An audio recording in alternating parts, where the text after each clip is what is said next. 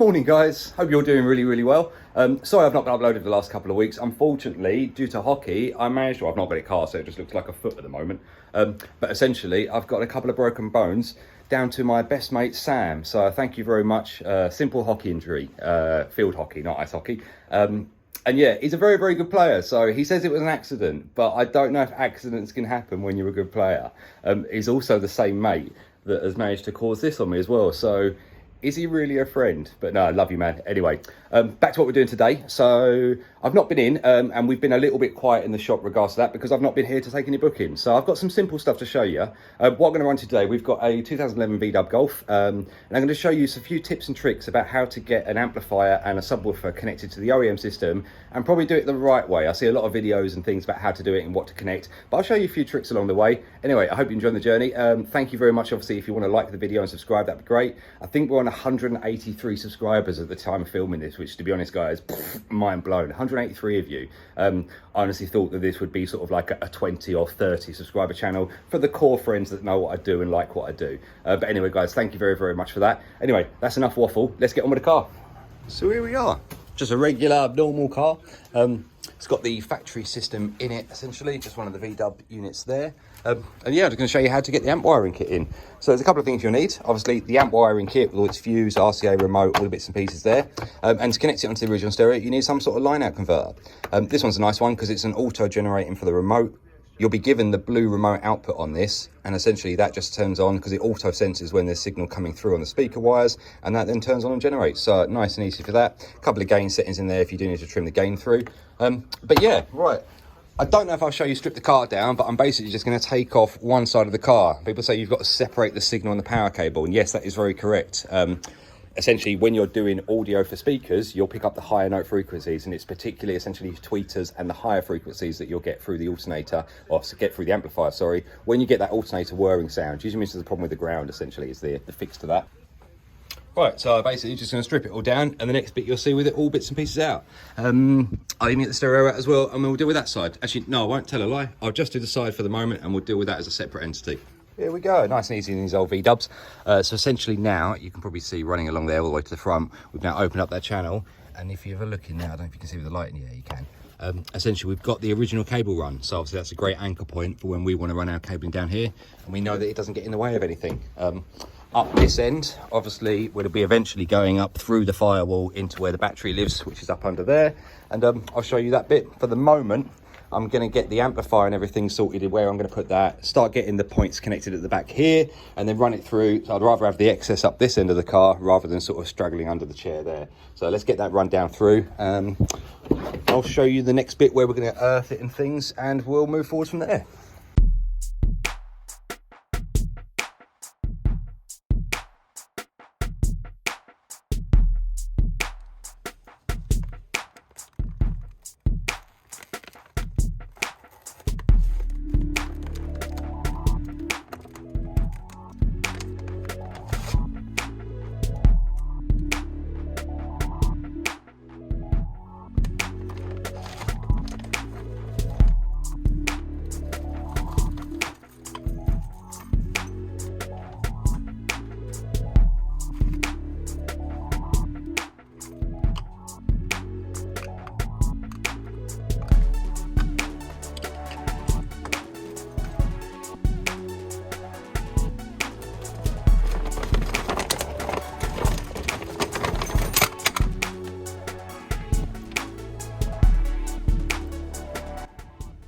Right, just made up that simple harness bit, which is basically your power, your earth, your remote, and obviously your RCAs. We're not actually installing the subwoofer and amplifier today. I'm just laying down the cabling for it. Gentleman's going to decide which one he wants to go for. So obviously the first thing we do is have that going through there, but I'm going to leave it under here for the moment while we work on it. The next thing essentially is your earth point. Now, there's a couple of ways to do your earth point. A lot of people see a bolt and go, yay, good, a bolt sort of thing. Guys, I would strongly advise, if you are going to do this yourself, don't go to any of these seatbelt attachments. They are really solid, good metal bits of kit to use, but there's a problem. If there was ever an injury, or sorry, not an injury, if there's ever a fatality in the vehicle, obviously there would be a police check on the vehicle to see what happened to things. If you've tampered with the seatbelt arrangement, you are technically liable for what happens during that seatbelt operation. So guys, just stay away from the big bolts and things you see. I really got to get better at get my camera angle right. There's one over there, there's a couple under here. What we're looking for is a flat piece of metal that we can get to both sides. So down under here, we've got this little plate which branches over here, and I can get my finger around the back of that. So I'm just going to sand off a little bit of the paint on here to give us a nice metal contact, and then it will be a nut and bolt or a screw and a spy nut. And I still don't know why I call them spy nuts. I'll show you. They're not spy nuts, but that's the name I've always used for them. So let me rub that down and we'll get ready for that. As you can see there, guys, just in the middle of the screen, you've got that shiny bit there with a hole going through, and that'll be our earth contact. Obviously, if you are drilling anywhere around here, underneath this is the fuel tank. So please don't be tempted just to go zzz. If you ever drill and smell petrol, you know you've hit it, basically. Yeah, that's the bit I'm going to use. So yeah, what is the real name for them, guys, if you know? I call them spy nuts, but I know they're not really for that. They're basically used to sort of locate a screw in with a metal fixing. So that'll be bolted down, that bolts through the hole, and that'll be a nice solid connection. But yeah, guys, tell me if you know what they really are called. I don't think they're called spy nuts. Got the earth all sorted, that's all nice and tight now. And actually that is the most important connection we can do for an amplifier, because that helps out with everything else that's happening in regards to signal quality. That's obviously the same earth that the remote runs through, and obviously the header power as well. So make sure that's a good connection and you should be good as gold. Right, I'm gonna leave that lot under here, just gonna tape it all up, make sure it's all safe. And then obviously afterwards we'll start bringing this over here and moving this down the length of the car. All right, the next bit essentially is I've just loomed up together the remote, the phono and the power. Like I say, you wouldn't want to do this if you're doing speaker amplification, but for subwoofer it will be fine. So I'm just going to get it roughly into position underneath here inside the little gully run that you can see, and obviously cable tie it down. And if I can, keep the actual phono side on the top side away from all the other cables, just to minimize any effect it does have. And obviously get that sorted, and we'll get that out of the front. In the front area, you kind of only need to take it up to about here, because this is where we're going to split, and one's going to go forwards and then the other cable is going to go across and make its way up to the head unit. So right, I'm going to get that all cable tied in and mount into position, and then you won't really see it afterwards, it will just be sticking out of there. Right, get there now, guys. Obviously that bit there will go back over and that will pin back down for that. And then up the front here, like I said, you'll just see it coming out here. So the power cable will follow suit, and the power cable will run that way and go through the firewall, and obviously the other cable will go over there. I'll just get all this pinned back down, get that back in position. And yeah, that'll all be as if I've never been there. Right, next bit to address is getting this 4-gauge power cable through to the battery. You won't find like a hole or anything, because obviously that wouldn't keep it watertight.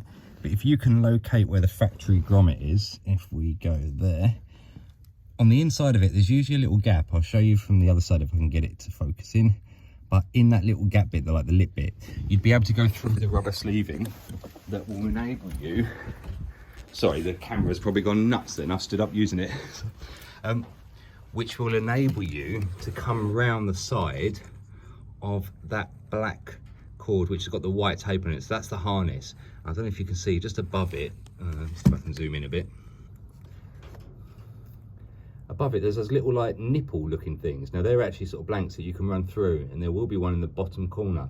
And that's the one I'm going to try and get. So I'm going to get a fairly blunt screwdriver and just see if it will slide through. And then afterwards we can get a draw cable in, and I'll show you the best thing in the world to use for a draw cable. All right, so there we go. We've got, oh, there we go, light. We've got the screwdriver just going through the bottom side of the grommet. You'll know you've gone through okay, because it will be very free and easy. It won't be tough. And the next thing I'm going to do is pull that out and put in a draw wire. So you can use these sort of rods, which are great. You can put it through. You've got a little hole at the end that you can tie onto. But they're all right. I don't like them as much as one of these. Now this you can get from pretty much anywhere that sells bikes. So in theory, not in theory, what it actually is the brake cable outer sleeving without the core in it. And this makes the perfect draw wire, because it's sort of wrap metal, very, very strong, will keep the shape you bend it to. And obviously all being black, what I'd usually do, you can see I've used this one for many years now, the shape of it, is just colour code one of the ends of it or colour it up so that when you do push it through, you have a half a chance of trying to find it. If it's all black, you're not going to get it. But yeah, any bike store, just get a piece of the brake sleeving out a bit and use that. Obviously just sand off the edge so it's not rough and sharp and won't catch anything. You should be able to run your finger all over it without any issue. And you'll be good as gold. Best little tool you can get for not a lot of money, to be honest. Right, let's get that through that hole and we'll draw the cable through. Little trick for your ear. So when you're going to pull cable through, cut the cable at an angle so that whatever you're going through has a nice gradual slope to go up onto. If you've got a flat edge there, guarantee it will get stuck. So trim it down, tape it up, pull it through. All right, I've got that all taped up on the other side. Let me just find where it is. It should be down here. So let's do this live and see. Let's get a bit of purchase on it. See whether it will come through or not. And obviously, probably get stuck because that's YouTube fun for you. Yep, it's getting stuck. So let me go and see what's going on. Shouldn't be anything too drastic.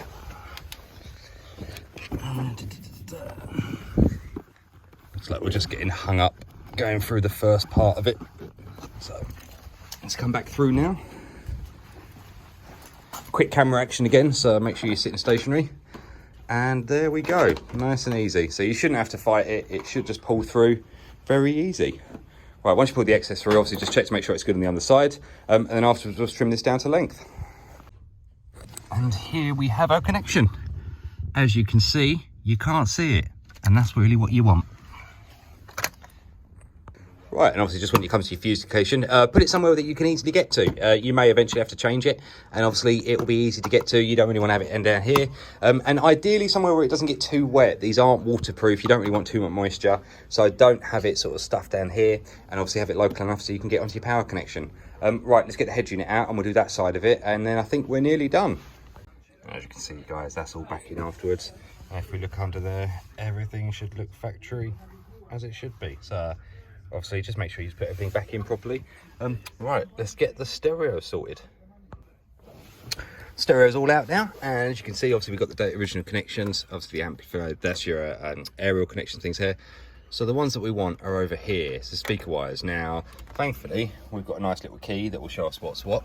But in theory, we need power, earth, and we need to get the rear speakers out of this. And the other thing we've got to do is make sure that the pluses and the minuses are the right way round, because that'll have a massive effect on how the sub sounds. And then just the excess part of the cable there, just going to stow that down under that section.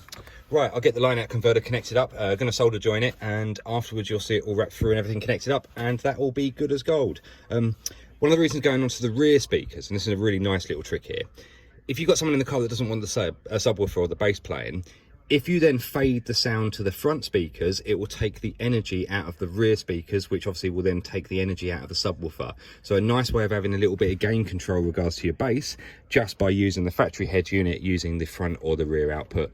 Just a nice little free tip for you there, guys. But yeah, very much worth doing because it gives you a lot better control. Right, let me get this connected up and we'll get going.